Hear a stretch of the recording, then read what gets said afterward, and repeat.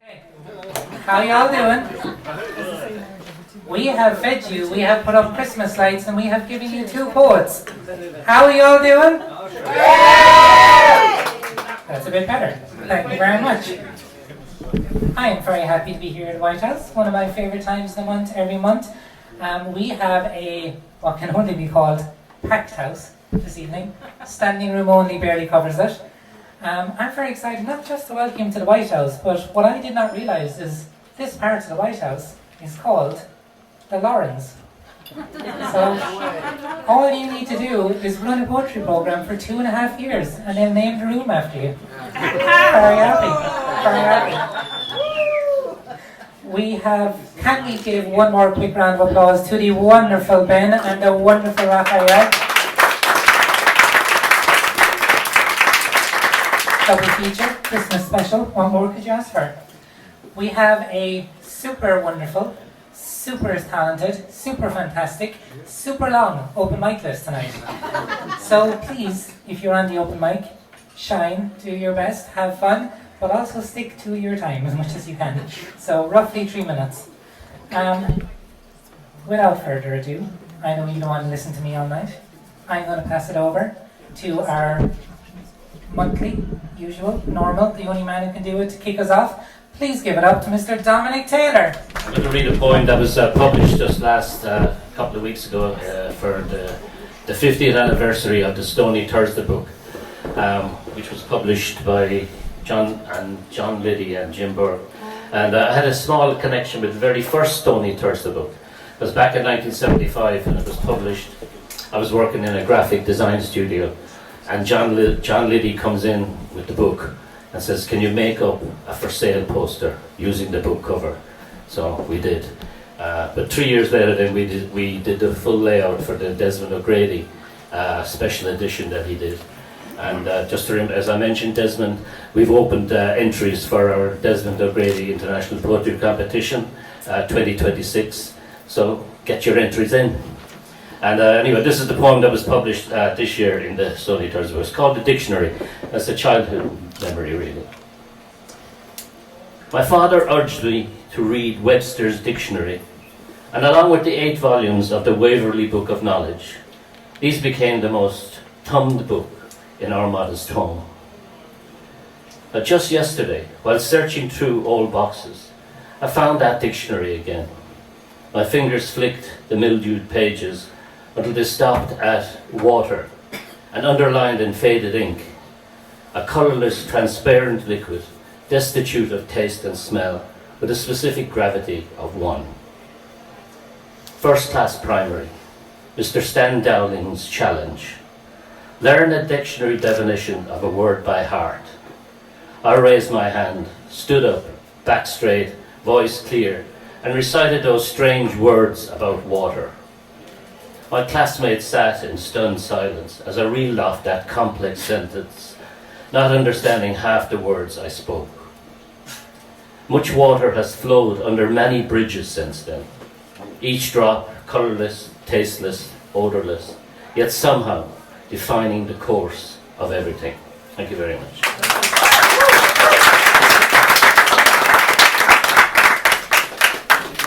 And to remind you, Dominic's book is for sale over here, along with Ben's book, Raphael's book, and lots more brand new published books, such as, I know Joe's over there, Susie's book is over there. Wouldn't they make a lovely Christmas present? Shouldn't you all just buy like 2 copies each, give them out for Christmas, people you love, or if they don't like poetry, people you hate.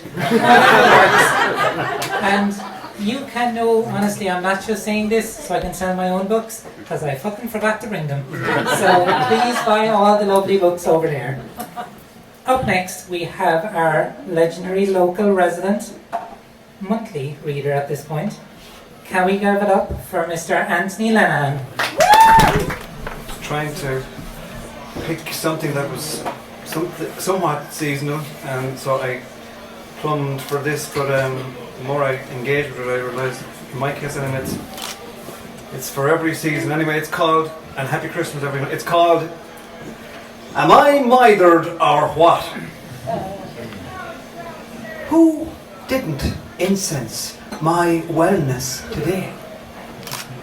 what possessed the gas cookers, front, left, ring to down tools, and I having a crowd of Yanks coming from Brixton. Which clown never properly checked the use-by date for the milk in the fridge? When will that scarlet pimper frigger knell of a plumber finally show up? How many more instances of the universe bursting my bubble of bliss have I to put up with? Where oh where has that chorus of attentive angels gone to? Why? Oh why must I be the regular recipient of an inner voice that chirps? If only you could possibly arise and motivate yourself to arise up off of your too greasy, diversion-seeking cheek. Thank you. Up next, we have the wonderful Nuala McInerney. Nuala is, I believe, not only a first-time reader to White House, but very, very excitedly, I think is our first time having someone do a poem through both reading it and Irish Sign Language. Give a huge round of applause for Nuala! Ode to power steering. They say if a teacher can change the life of only one child, they have done a great job. For me, I have a great role model. She was an inspiration in my life. To say I learned a thing or two, all the crack was had with the crew. From junior cert to leaver cert, to school trips and healing the heart. She was forever saying her younger looks came from olive oil. What could she say? But I can't say myself, but I think I'm part of the reason she's great. Oh, taking a full road trip home, watching the beautiful sunset from the sea over the boat. I knew when I hit the Ballysimon Road, I have touched home. Da, da, da.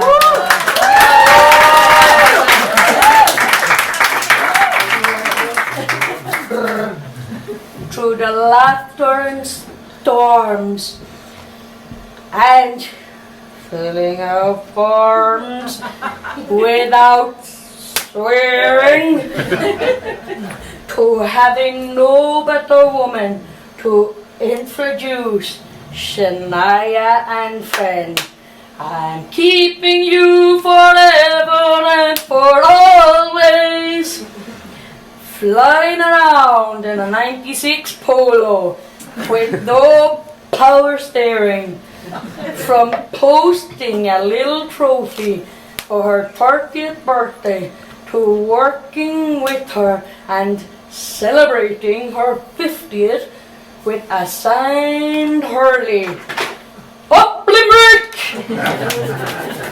It took only one young lass from Palace to believe in me. She has a saying, she uses it often, she shares with others, and I think she owns it better than any other. She's a star.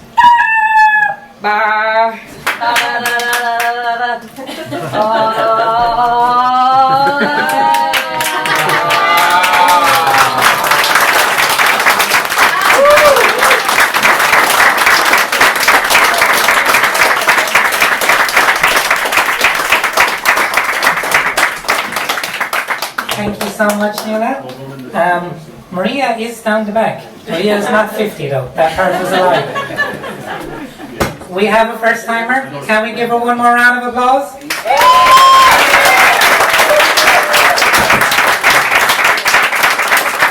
And folks, tonight was not just Nuala's first performance. Tonight was not just the first time we had Irish Sign Language at the White House, which we need to do much more often. Tonight is also, and if I have my sign right, we need to wish Nuala a happy birthday. So, you all know what to do. On a 1 and a 2 and a 3. Happy birthday to you. Happy birthday to you. Happy birthday, dear Nuala. Happy birthday to you. Woo!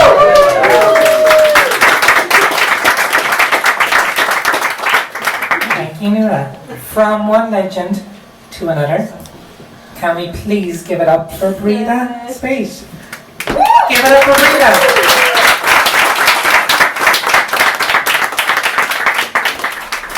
Follow that. Okay, so the title of the poem that I'm going to read, once I can position myself so I can see it, is Under Repair. And I'm really delighted that it's in this issue of Banshee.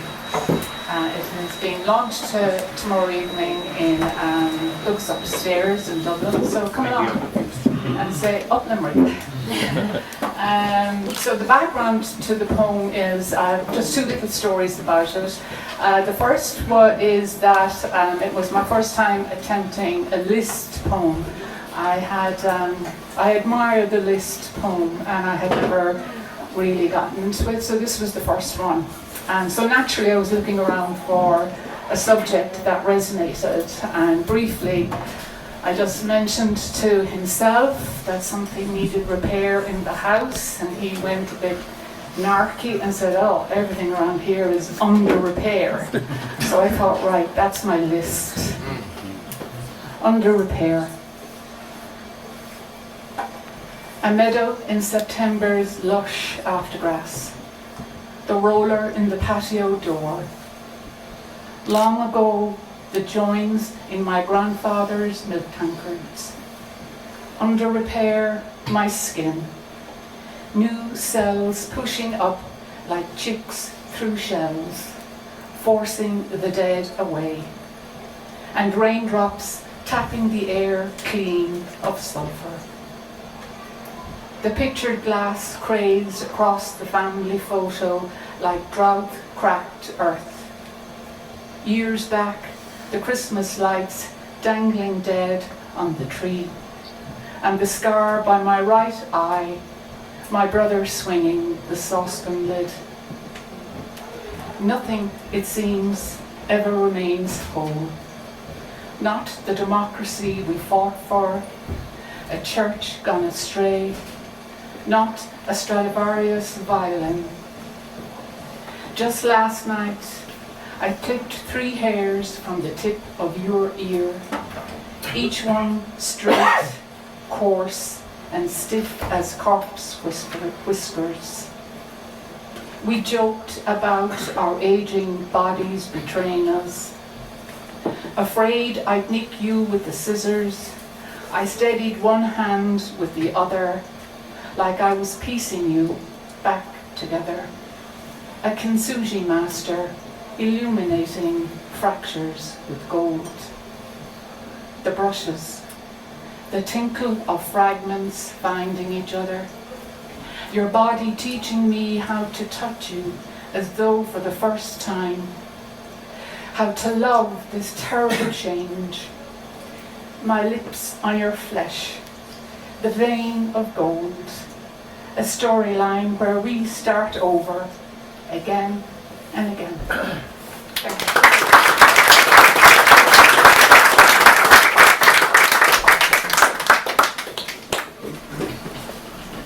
Thank you so much, Breda. At this point, it wouldn't be a White House without you. Can we please give it up for, is Ger Sheehy in the house?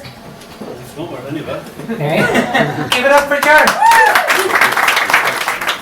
Good evening and happy Christmas. I'll try and write 2 quick ones in this 3 minutes. Is that alright? I left our Christmas. No, I don't know. Okay, the first one is called Magical Thinking. Whenever I feel the need to be blessed and for winged beings to astonishingly appear, I perform this simple ritual. First, I rummage around and find some crusty bread or broken biscuits, and with as much or little reverence as I can muster, I'll go outside and place them on my makeshift altar, also known as the roof of my shed. Next, I go back inside and hide behind my sitting room window and watch as crows, starlings and others descend and make a meal of my invocation. For a few sacred moments, we creatures of heaven and earth commune in uncommon closeness, while views on gravity and flight are exchanged. And when my otherworldly visitors decide to take their leave, I go back outside where fruit of my ceremony is gratefully found in the odd lost feather or bird-shaped Picasso painted on the ground. And this one's for my sister, it's called Umbilical. Back on a visit from her dream time down under, my only sister, who is braver and more adventurous than all her 7 brothers, recruited me on a quest to find the building where we were born. She told me it was somewhere near the People's Park, this once upon a time place where mothers screamed their children into being. And after first going like amateur map readers to the wrong address, SatNav delivered us to its door, where it stood, red bricked and 4 stories over a basement. A 2 centuries old building now become apartments, and instead of saying something poignant, we jokingly wondered if it accepted returns. We spoke of the church behind, stony-faced and brooding, imagining all the laboured prayers that had bounced off its walls. And although glad of our discovery, we were also a little unnerved, thinking, if this is where it all began, what might the end look like? We also spoke of our mother, acknowledging the postpartum sacrifices she selflessly made, and I thanked her for my only sister, who teaches and reminds me to be braver and more adventurous on my odyssey through this life. Thank you.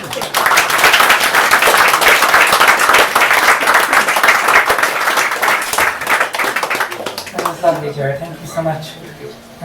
Cheers to you and your sister and your mom, and we don't want to return any of you anytime soon. Can we give it up for with his brand new published poetry book, which is for sale over there, Mr. Joe Healy.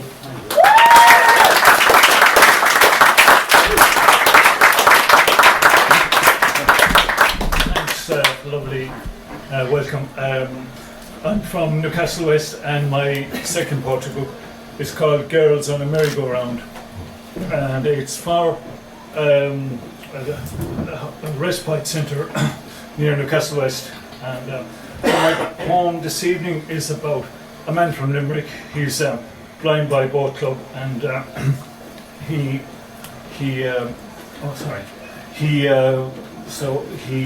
gave a podcast live in Ballybunion a couple of years ago, and it's called The Horses in Ballybunion. The horses in Ballybunion, it's not racing on the strand. The blind boy will be riding it. He's known throughout the land. No plastic bags were used in shops or blocking a pipe at the sink. Blind boy puts them on his head. He'd make you bloody think. His podcasts are known far and wide, from New Zealand to Bangkok. Our lick-arse government are worried when's the feckle going to stop. For he talks to our young people, left homeless or on the dole.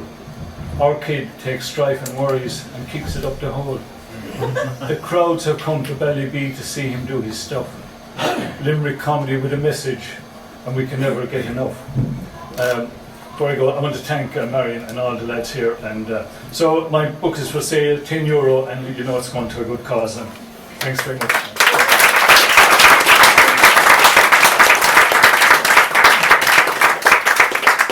Thank you so much, Joe. Joe told me he promised me a free copy if I got him on the list. But firstly, it's free to go on the list. Secondly, we do accept bribes. But don't try and bribe me with something that's raising money for charity. I will feel bad. Well, thank you so much, Joe. That was wonderful. Next up, we have Mary Kate Leahy. Is Mary Kate here? Give it up for Mary Kate. Hello. I have two short poems. The first one is about when I turned 18, I decided I wanted to go and live on an island in Ishwaffen, off of Galway, if anyone knows it. So this is about that. An old ferry ticket, found deep in my purse, imprinted on my mind, transports me back in time to an island I'd discovered and was blessed to call a home of mine. The writing is faded, but the memories last. Altna specialta, my smile of days gone past. The stars and the moon, the medicine after roses bloom, and a wild one too. Eclipse season, and all my reasons, beneath the clearest sky. I can still see their colours, they illuminate my mind. I can still feel my laugh, and that western island's highs. I'm back for a moment in that heartfelt time, when the island and my soul were once entwined. And one day when the time is right, I will get myself another ferry ticket. After a nostalgic bus ride, I'll journey back over lowering tides and reconnect with where the magic lies. And then number two is for all the Irish abroad. It's called Meadows in Era. The meadows knew your name. These days you only set foot there in dreams. You've tasted free. You've made a home for yourself and got the graph in new places. Because you set off, you set sail, but you never set down the memory of Era, the land which you were born. You'd never see her shades of green, however many miles you come upon, because however far you roam, you'd hesitate to call it home, like the winding roads, the whistling hills, and the belting rain, those meadows in Era that ever faintly still know your name.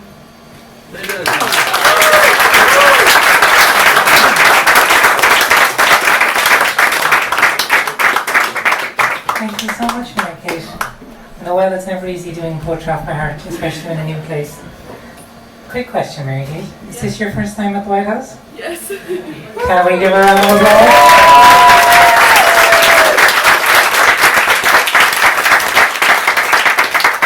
Quick question, Mary Kate. Is this going to be your last time at the White House? I hope not. Please come back.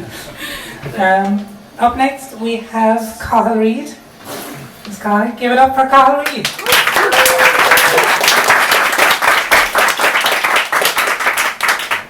Hello everybody, well done to everyone who's spoken tonight, the in-house poets and everybody else as well. It's been beautiful to see so many people sharing their art form and their self-expression through different modes, so it's an honour to be up here and be part of this tonight as well. I am a spoken word poet, so I was involved in a November campaign, as you probably tell from my moustache. This isn't how I usually look, just so you're aware. And this is a poem I wrote about men's health, and it's called Real Men. They say that real men don't cry. The real men that I know that statement is a lie. The real men that I know that true expression is the key to be able to self-regulate and support yourself, to be able to communicate with ease. Now that doesn't mean it was always easy. Our culture hasn't supported us to be able to talk freely. Our society has told us to have a stiff upper lip, so we bury all that pain and that anger take its grip. See, anger is an emotion with a lot of misdirection. To cover up that grief and the sorrow as a form of protection. But the problem is we're not allowed to express that one either. And when you're not allowed to shout and scream, you start to be a believer. That it's wrong to have these feelings, you end up in your head. And when the emotions can't go outward, they go inward instead. You forget about your body, you end up in your brain, and the conversation goes back and forth with all the guilt and the shame. That you're the one to blame, and the problem is you. And even though it's not your fault, you start to believe that it's true.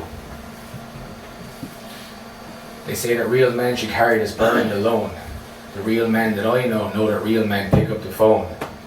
They know that asking for help is a sign of strength, not a weakness. You don't have to carry this alone, we can sort it between us. But the problem with it was men were told to be hard and tough.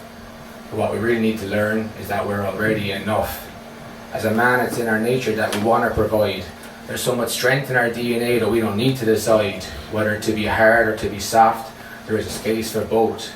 We don't have to sink or swim, there is a space to float. And if you stop trying to fix all the things that are wrong, you can connect to your intuition and it'll guide you along. They say that real men should just grin it and bear it.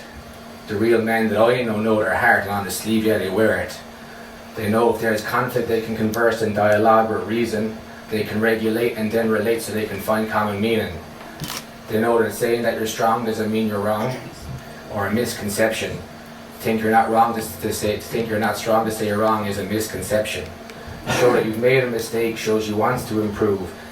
When you know you've done your best, it really lightens the mood. You don't have to know all the answers, you just gotta show up. And when you learn how you can regulate, you don't have to blow up. With your parents, kids and friends, you don't have to react. You can respond right in the moment. Now how gangster is that? If you find purpose and be curious and sprinkle and play, and you found heaven on earth that you can live every day and express every way. It doesn't mean there won't be challenges, just learn to be resilient and know that you can handle this. When you fall down, get back up, start again, it's not too late. If you practice gratitude, it becomes a habit, just have faith. So please don't give up, now listen clear. This too shall pass, love transmutes fear. They say the real men don't cry, but why is male suicide so rife? For me, I'll shed a tear for all the real men who took their own life. Rest in peace, brothers. Thank you.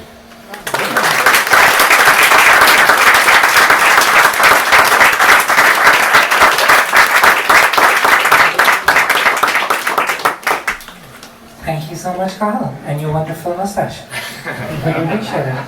I'm also enjoying a bit more spoken word around the place. Get lonely up here sometimes, you know? So, is this your first time at the White House, Carl? Second time back. Oh, you're fine. Okay. A quick welcome back for the second time. Let's give it up. Next up, we have a man who very recently, and you may remember, just got to his 30th birthday? 40th birthday? Maybe 40, we'll be honest. Can we give it up for the wonderful Mr. Martin Murphy? Right, this is apparently it's nearly Christmas, I'm told. So this is a poem for all of us who start thinking about doing their Christmas shopping on Christmas Eve. Last minute Christmas. Heading out on Christmas Eve with no ideas up my sleeve to join the mass of Yuletide shoppers buying perfume, jewellery and space hoppers. Every year I make the claim to be better organised, to up my game. Yet here I am again in town with nothing to show except my frown. Bargain hunting with the best, it really puts me to the test. I didn't want to spend that much for the deluxe box set of Starsky and Hutch. All sorted now, just one to get for my lovely wife, but I won't fret. An IOU that never fails, I'll find something in the January sales. I come to my senses, well maybe not.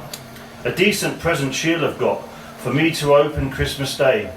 She always does, because that's her way. An hour to go now, the pressure's on.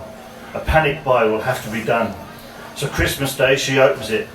I saw her face and I thought, oh shit. She turned bright red, her eyes were wet. I didn't know how much worse it could get. But then she gave me a massive hug. She said, you are a big soft lug. Turns out the gift reminded her of all our kids out in the world. I'm in the good books now, but to be fair, I'm not convinced she liked that Paddington Bear. Thank you so much, Martin. Great first 40 years. Here's another 40 years, minimum. Up next, I know I've seen him somewhere, we have the wonderful Peter Riley. So, last week we were having a coffee break and we were talking about Christmas tree memories. So I really thought that this poem was called Christmas Tree Come On. It's that time of year again when people decide which type of tree, artificial or real, makes me most happy. To enjoy the festive cheer while ringing in the new year. In their quest for the perfect spruce, their sanity is let loose. They know it's out there somewhere, just not exactly sure where. You see, it's all part of this annual ritual of enjoying the hunt in the forest. not really being able to see the wood from the trees.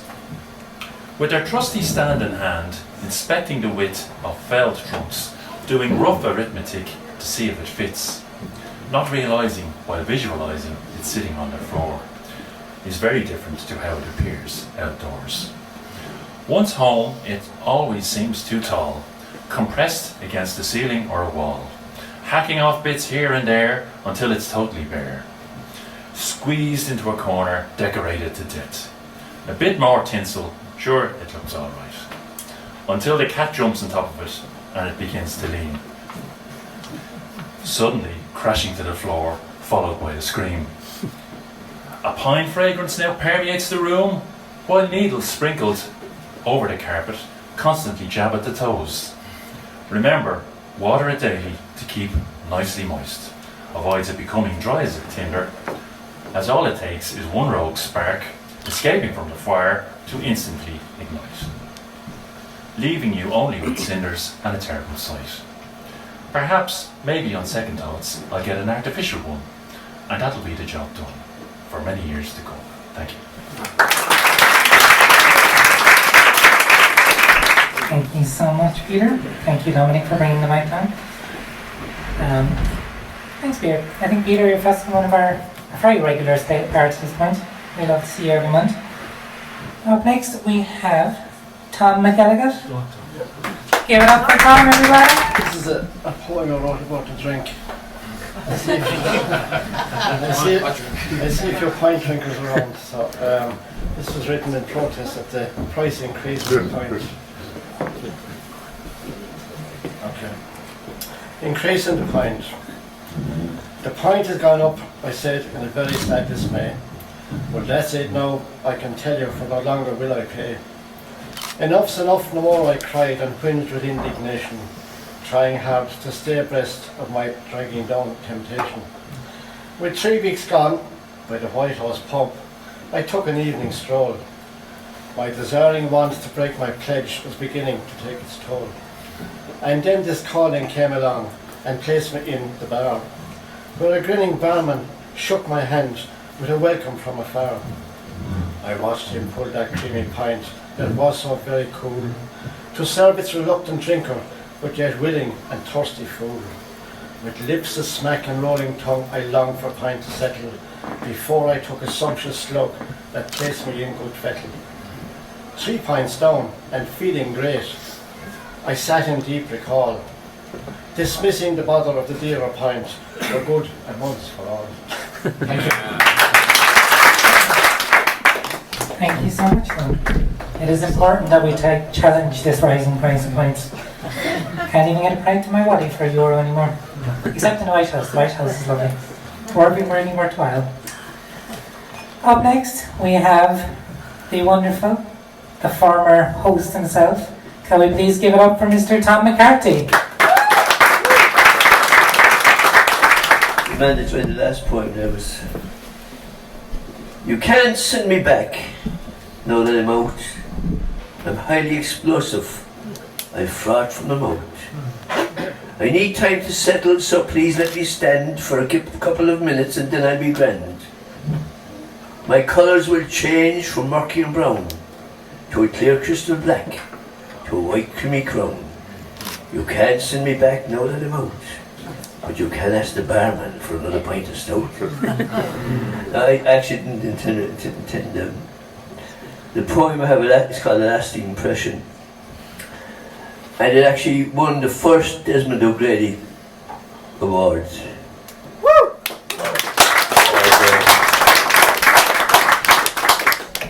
It had only one judge. The judge was Terry Murray. And I think Terry Murray picked me as the winner to get at somebody else. That's what I believe anyway. So God bless you, Terry. And I still have that trophy at home. Anyway, the poem was called A Lasting Impression. With the tumbling paddy and the horse-drawn plough, the reek, the whine and the cock, with the chafe of corn and the thrashing flail, farming now seems mock. When the milking herd were milked by hand and the harvest cut by sigh, I helped my father work the land under all four seasons sky. With the planting in the springtime and the digging in the fall, with the saving of the harvest, I could hear the corncrake call. But the winter months were long and hard. I watched my father age, with the grubber and the harrow, with the ragwort he would rage. With his old clay pipe you'd hear him think, he'd check the clouds above, and with a smile he'd turn the soil, with the land he was in love. But time will wait for nobody, and the mowing bar came next. With the tractor and the combine, the corncrake lost its nest. And I often heard my granddad to my father, he would say, "'Tis nature that will suffer with the chemicals and spray." But I myself have memories of my mother making bread, with the oven on the fire and the crane overhead, with the kettle and the skillet hanging side by side. "Fetch some water for your mother," my grandma often cried. With the feeding of the chickens and the baking of the bread, with the curing of the bacon and the skimming of the milk, with the feeding of the chickens and the baking of the bread. When my mother's day was done, 'twas time to go to bed. She no sooner touched the pillow when the cock began to crow. She no sooner had her children when they began to go. And one by one they left the land in search of better ways. But what they learned on the farm stayed with them all their days. Now that I'm a granddad, my son works the land, with his tractors and machinery and his pipe in his hand. With my grandson there beside him, he'll check the clouds above, and with a smile he'll turn the soil on the land my father loved. Thank you very much. I think winning an award by spite is a wonderful achievement, and I hope sometime in my life I get to do that. But also I think in the month it is and the time of year it is, it would be nice to please give a little moment, a round of applause to Terry Murray as well, who has a wonderful long time for us.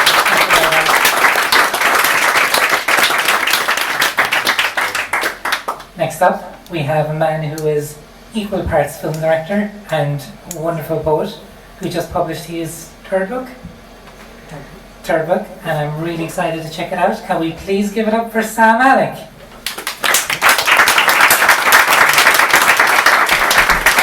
My most of the poem against war, crime, criminal, hell, and colonism, and most of them, all of them poem favor labor, farmer, heaven, nature, moon, star, and mom.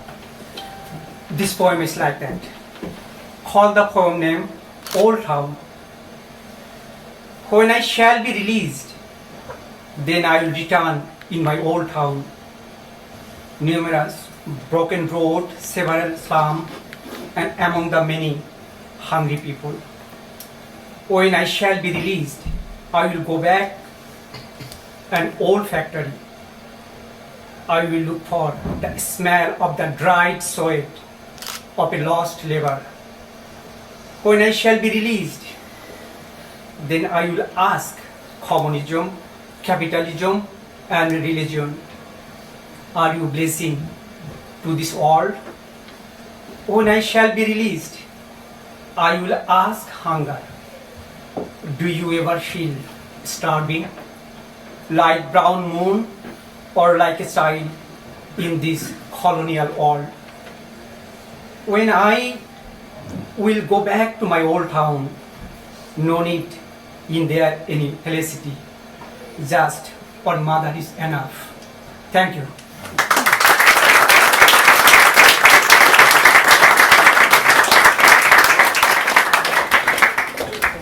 Thank you so much, Sam. Wonderful as always. Up next we have a man who I think is down the back. He's told me he's a bit shy, doesn't perform all that much, but I think when he gets up there he might perk up a little bit, he might be okay. Can we give it up for Locker's own storyteller, Mr. John Carew? Not too nervous, John, to keep him up there a few times before.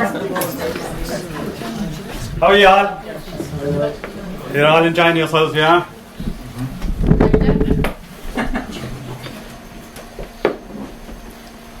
Samhain has passed, November has passed, and now we're in the holy month of December. But yet, the veil that separates our world from the other world is wafer thin. So the spirits of the other world can still travel freely between their world and ours. And this will remain until the winter solstice has passed. On a road beside me, near the enchanted lake of Lochgore, and I won't tell you exactly where it is, just in case there's someone here tonight that would have reason to travel that road at the midnight hour. On that road, in the field beside that road, stands a derelict presbytery. Its last cleric was a very tall, thin man, his shoulders slightly rolled in. He always dressed in black, a long black coat down to his knees. It buttoned up to his chin.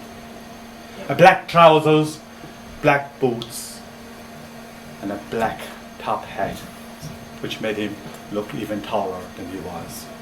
One night, he had some visitors come to stay, some local monks. After supper, they sat by the fireside, sipped port, and chatted until the fire lost its heat. And then they retired to their bed. At the midnight hour, a banging came to the door. And of course, the cleric, all clerics, sleep lightly, for they do not know the hour that one of their flock will call upon him. So he slipped out of bed, dressed quickly, and went and opened the door. Unfortunately, it was not one of his parishioners, but a band of soldiers. They ordered all the occupants of the house out, including the cleric, his housekeeper, and all the monks. They lined them up at the gable end of the house and shot them dead. The waters of the Meg, the river that flowed just behind the house, ran blood red that night. Now, some people swear that when they pass that road at the midnight hour, when the frost is crisp and the moon is bright, they feel a presence and a chill in the car that would freeze you to the bone. And if they have the radio or music playing, it's silence. And travel on a little that road, and when they cross the bridge over the Meg, the presence disappears. The heat comes back in the car and the radio will switch back on. But any of those that are brave enough to look in the rearview mirror swear that on the bridge they see the figure of a tall, thin man in a black top hat. What a meal moment.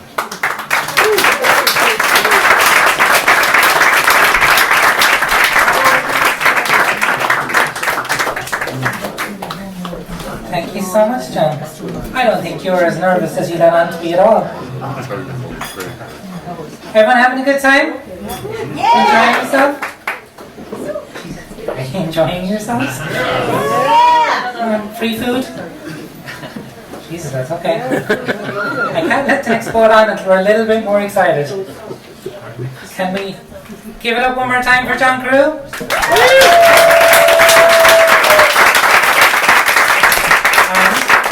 Can we give it up for Sunny?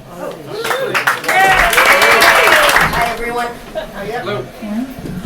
This poem is called When I Cease to Exist. When the I you know ceases to exist, I will still be here and there and everywhere.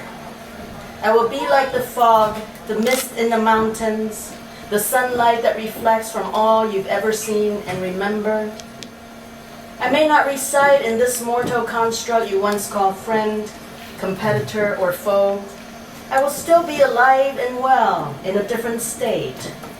The essence that once animated the body is finally at large, no longer confined within skin. When the I you know ceases to exist, I will still be here and there and everywhere. I will not be stunned at the crossroad of heaven and hell. I will make a snow angel at the North Pole, fall through the lava core of Earth, emerge at Antarctica. I will dive under an iceberg, swim alongside beluga whales. No breath, not cold, just freedom to explore all that exists.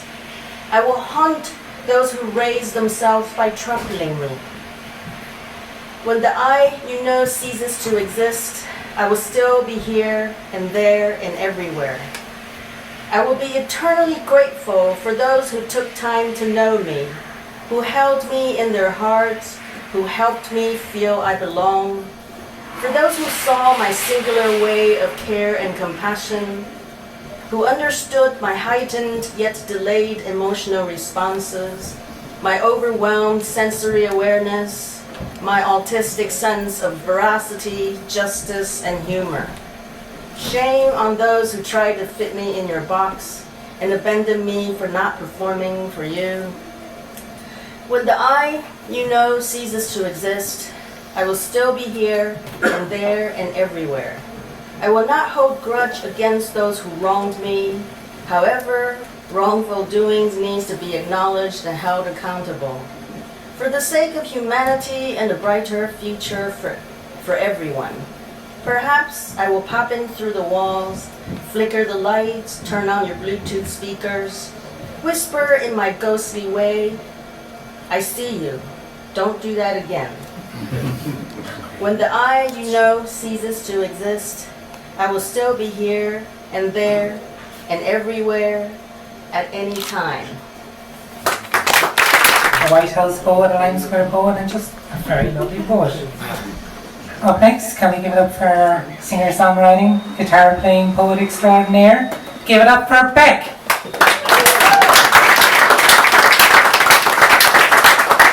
So, a couple of years ago, I released a book in my country based on the experience of going back to my hometown and witnessing how, little by little, it became a bigger city with fewer people. Big houses, empty houses at the end of the day. So that collection of haikus is called Perhaps the Wind, and I'm trying to release it now in translation. So I'm going to share 6 short haikus for you. In Spanish they follow the 5-7-5. In English I try to keep the messages, at least. So, Perhaps the Wind. Number 1. What a lovely town, mansions and palaces uninhabited.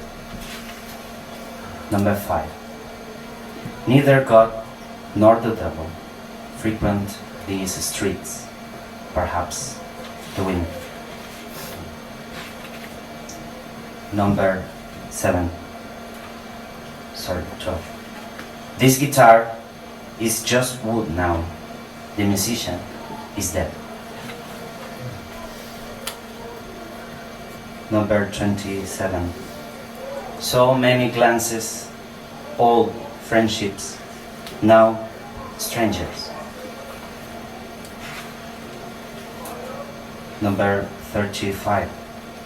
My friend is gone, only photos remain on the walls. Number 50. I live again. Tomorrow, when I return, I will be another stranger. Thank you.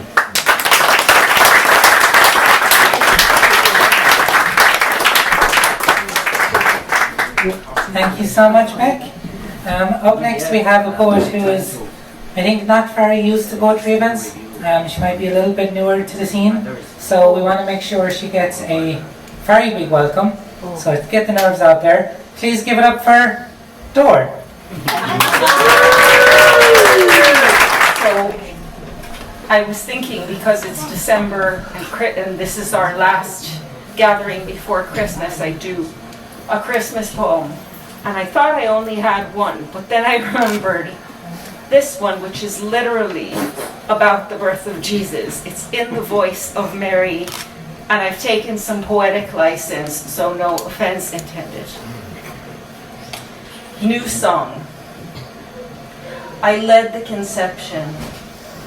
It was not immaculate, but human, connected and alone. I did not blot my tears, their drying traces cool against my cheeks, my tidal breath stilled, unafraid and unashamed, the closest that we'd ever been.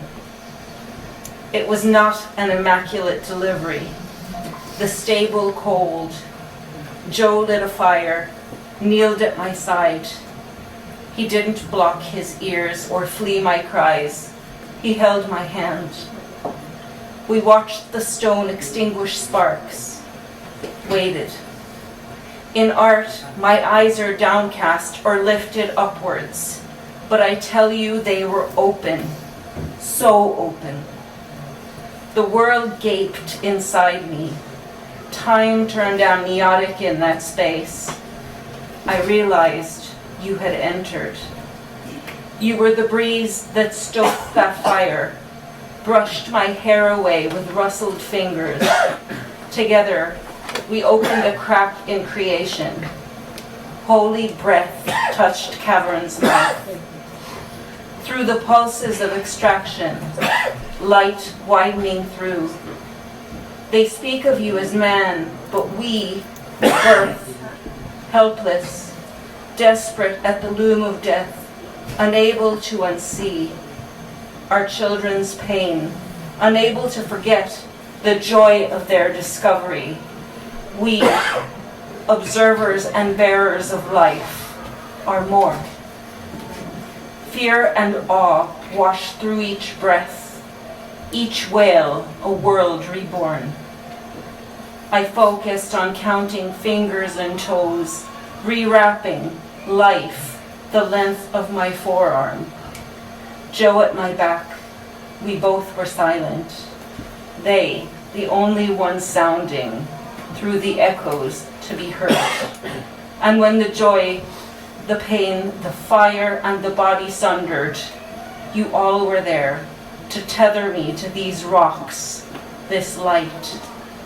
I saw a sprout of moss within a crevice, leading into earth. Heard the call of a hoopoe, and it was morning, and his cry was song.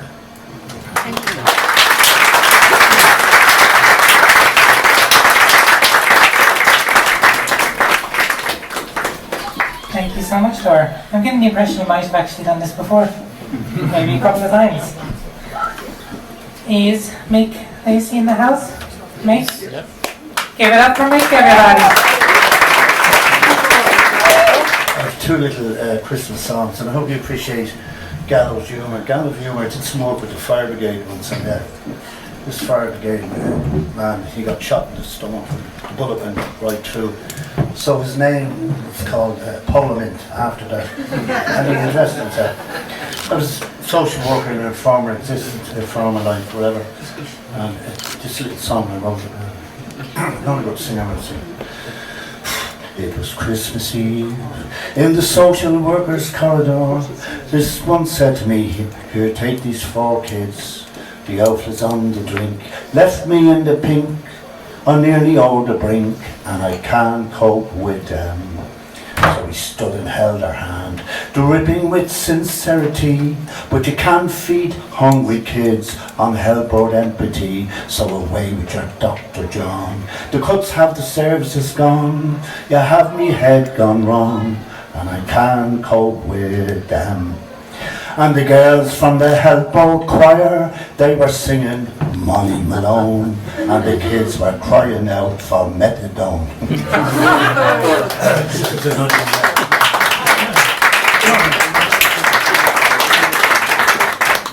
Another irreverent song, which a poem which I'm kind of stuck in, keeps changing, even as I.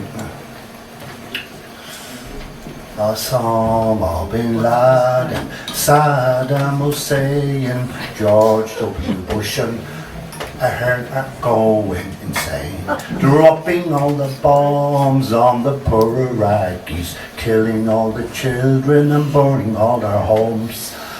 Biden and Obama got thrown out of Afghanistan and would not close down Guantanamo Bay, torturing all the prisoners dressed in orange uniforms, wouldn't let them all go home for Christmas Day. Benjamin Netanyahu murdering Palestinians with the ammunition from the USA. 100,000 Palestinians died. Israelis denied genocide. They said they only killed them when they got in the way.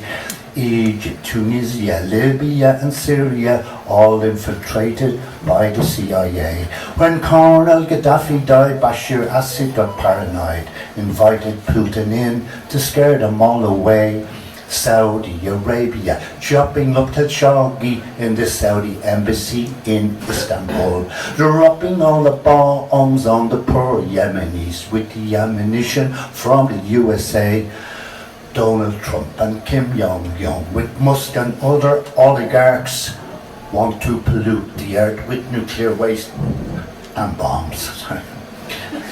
But Trump and Musk and Kim Jong-un can fuck off back where they belong and leave us all alone to live another happy Christmas Day. Thank you.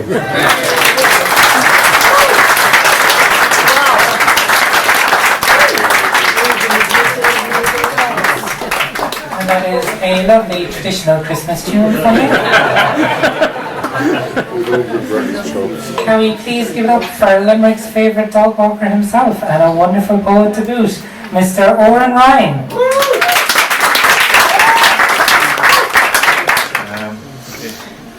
Sigmund Jesus. But for the Father, there would be no Son. But for the Son, no Father. I, the Son, the many in one, I have become my Father. I, the Father, killed my Son. My Son then sued for murder. His mother and her lawyers won. I am his murdered killer. So, I seek my dead son down in Hades. I linger in his dreams. I eat his hunger, drink his rancor, his love, his death, and life to me. He is my song to oblivion. He cries my cry of pain. Our great divorce, it flays our flesh. Our Gethsemane is his faith. My son still dies for love of me, and I still die for him. He is my freedom from identity, his cross my resurrection. Second poem. Joe the astronaut touches down. I who drown have this deal with God.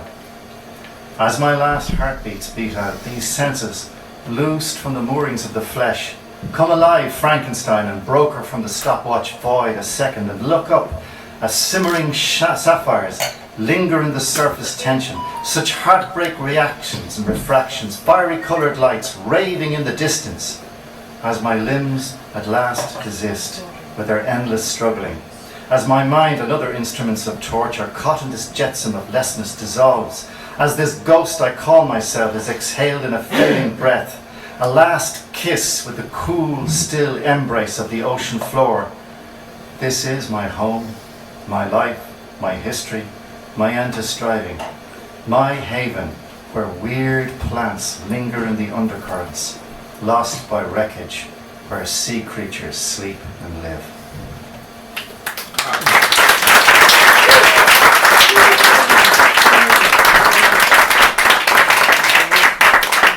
Thank you so much, Oren. I know I've been messing tonight a few times about new people who may not be new, but I think this person might actually be new. So, you are very, very welcome. Please give a legitimate, very warm, welcoming sound to Noreen. Thank you. There's a lot to follow here, and what I want to recite is very simple. written in my childhood years because I've always written poetry. But my father had a love of it, and we used to have poetry readings in a famous little bar at the end of town called the Sarsfield Bar. Some of you here might remember, indeed may have gone in there, I don't know. So to begin with, I will do my simple poem called Life, and it starts with this. A little ripple running slowly, young water moving shyly. Over crookedy rocks it flows, over moss and pebbles on it goes. New life is born, so young, so clear, each sparkling drop its course to steer. A tree grows here and a flower grows there, one nature world that fills the air. When faster on the water flows, life is here, older, wiser. Each wavelet is a friend's advisor. A tree with leaf, a flower in bloom, one large vast world in a tiny room. When slower on the river strengthens, tumbling and winding, the river lengthens. Faces rocks and mountains and all, until its might begins to fall. Life is ending, nearer, clearer, each loving friend a little dearer.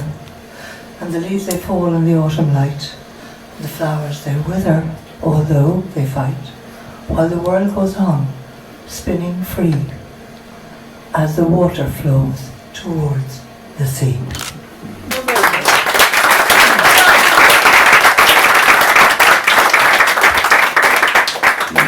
And on one little light note, written when I was more than 13, like the last one, it goes, The Bachelor. Yes, me, I am the one, soothsayer, tennis player, player of life, looking for a wife. Perhaps I'll find her at coffee mornings, through gale warnings, by walks at evening tide. Ah, I see her coming now. Where shall I hide? That's it. I will please give it up for Lucia. And this poem is dedicated to Francesca Albanese.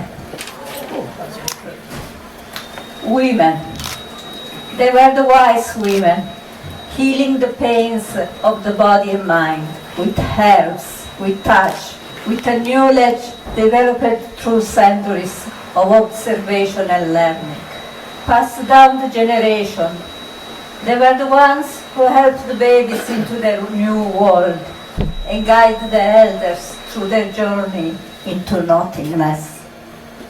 They became the witches, seen dancing with the devil in the woods under a full moon, burned at the stakes in name of a god more evil than the devil. They are the brave women who dare to tell the truth and fight for a humanity that has sold its soul to a greedy devil that hides behind gods and patriotism. They are the witches who will cast a spell to end the wars, the massacres, the genocides, the environment destruction. They will cast a spell if only they had the power in their hands. But all they have is their voice to express their grief and denounce the horrors and atrocities of this lost humanity. They are just women, wise, brave women who cannot be silenced, who will not be silenced. Hopefully you'll be back again soon. Thank you, Dominic. You're getting a workout tonight with the mic going up and down non-stop. Up next, can we get Shay, please, to the mic? Give it up for Shay.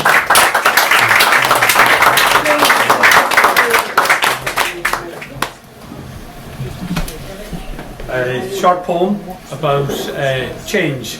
We live in a world of change, but it can be a bit difficult to tell that it's real. And this poem is called Sputnik, about 1957, in a satellite. And at that time, people really felt there was change. So this is a poem about children experiencing change.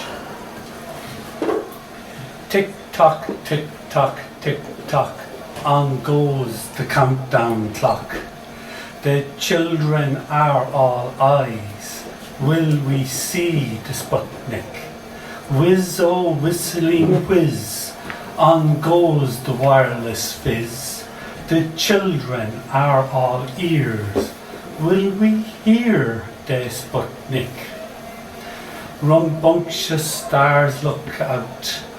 The children, they look deep. The wireless blasting out, a beeping beat of beeps. Rum tumbling so quick, that new star is Sputnik.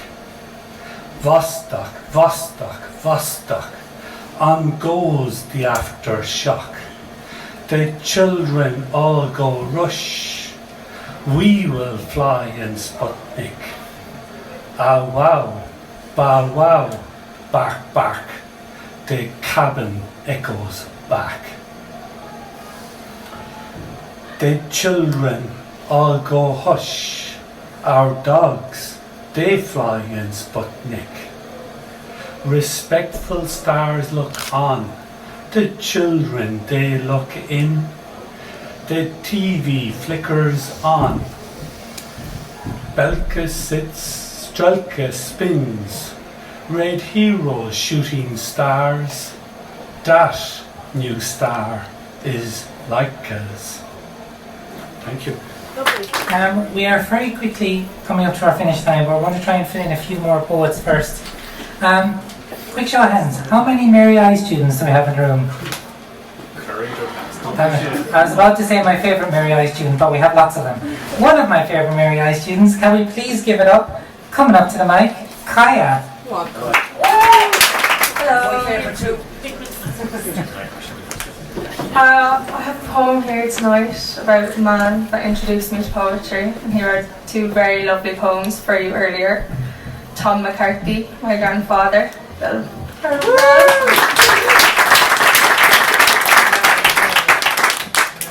And it's called See You Christmas. You wrote on anything. Till rolls, biscuit boxes, brown paper bags meant for flour, as if the world itself was too small to contain all you needed to say. I watched you work, your head bowed like a man at prayer, your breath steady, your presence loud without speaking, a lighthouse in a quiet room. You tamed your storms with language, wrangling the wildness into a few careful lines. And I saw, long before I understood, that words were not decoration to you, but survival. I didn't understand it then, but that is where I learned to see everything as a metaphor.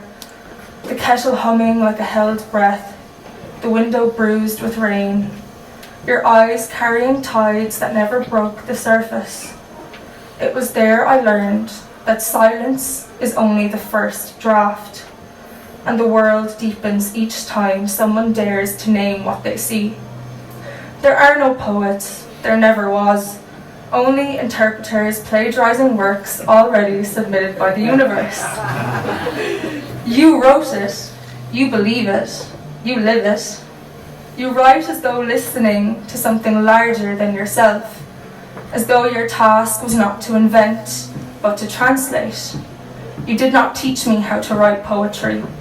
You taught me how to inhabit it, how to hold the world gently, to watch its corners, to listen for the faint lines beneath the obvious noise, to trust the inner instance that rises even when the room is still. Old man, old poet, your gift was never the words alone, but the realm you opened, a chamber of meaning and echo, a place to return to when the earth presses too sharply, a place where I become your chosen interpreter of a world already written.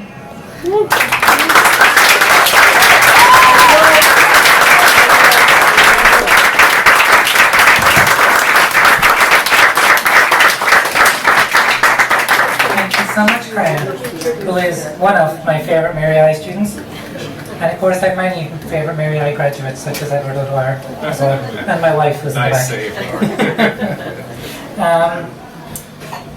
Tom, you are going to have to write a poem for Kaya now to make up for it. Matthew has a very long way to walk. He's coming for us pretty much from the bathroom.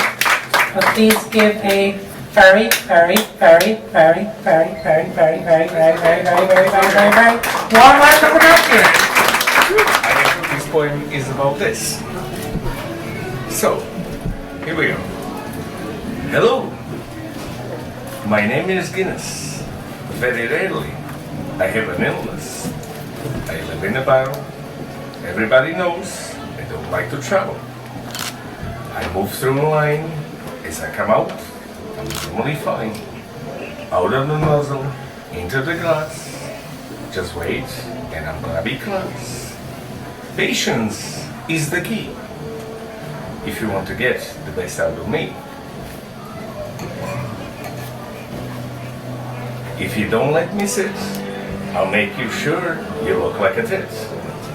I flow down like a cream, open your asshole, won't let her scream.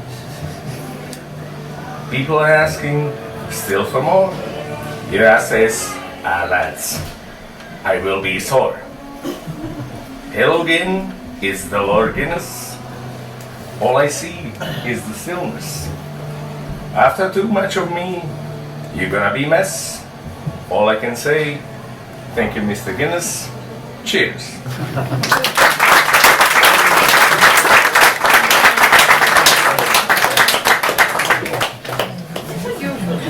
Thank you so much, Matthew. Wonderful as always. Up next, and I think unfortunately we're not going to get through to everyone tonight, but anyone who doesn't make it on the list, please let us know, and if you come back in January, we'll put you at the very top of the list. We have too many wonderful poets, which is a good problem to have. But I have been begging this poor woman for months to read something. Is Carter on the place? Can we get caught up for a poem? Give it up for Carter, everybody. Solstice.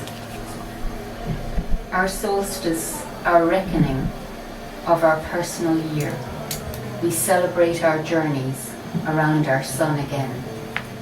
Gains and losses, joys and sorrows, changes great and small. Sweet and bittersweet, the wisdom of it all. We celebrate, reassess, reset, on board for our next spin. Maybe this time we'll win.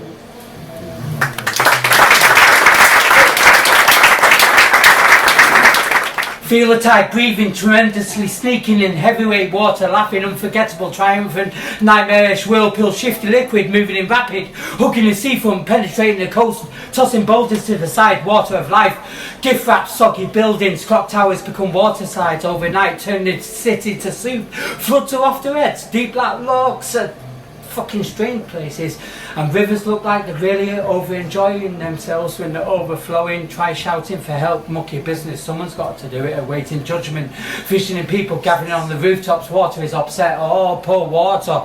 Try shouting for help, but no, the ocean screams louder.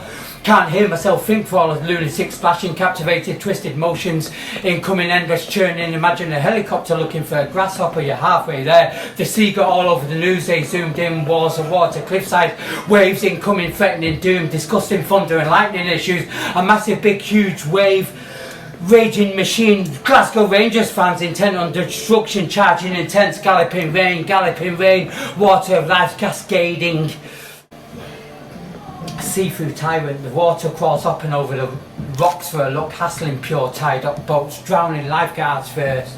Listen mate, if you want to get help you need to stop panicking, groundbreaking, hard hitting. Water will actually make the words link. Try crying over your fucking poetry at the Lep in Keatinge, County Limerick. Carl Healy would jump in from the highest bit and swim out the furthest at Ballybunning Beach. I wanted to be him, and then he hung himself when he was 16.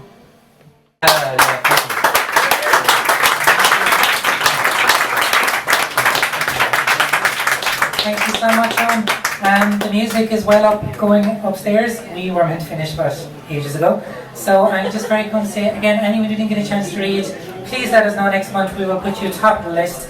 Before we finish up, just a couple of quick announcements. Big thank you to Poetry Ireland. They let us pay writers. We love to pay writers. We will keep that going. Speaking of which, I know you've already got food. I know you got a double feature tonight, but we have one last Christmas present for you all. next month we have, and this is ironic, 2 First Wednesday series nights in the White House.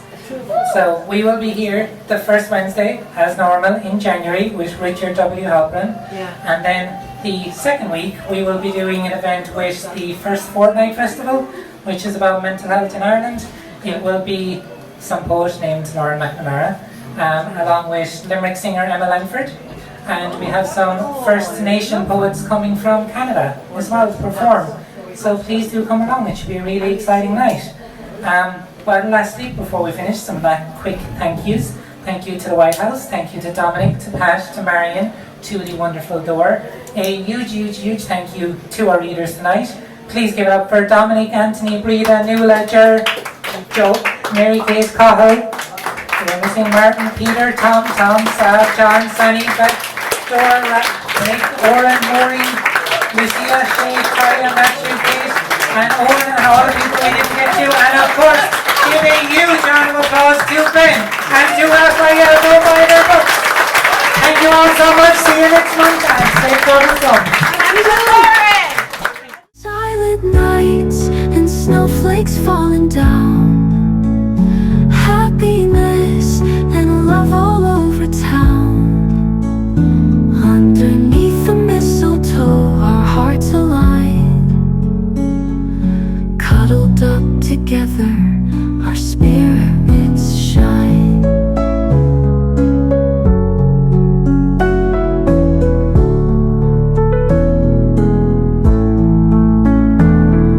Stars above are shining diamond bright,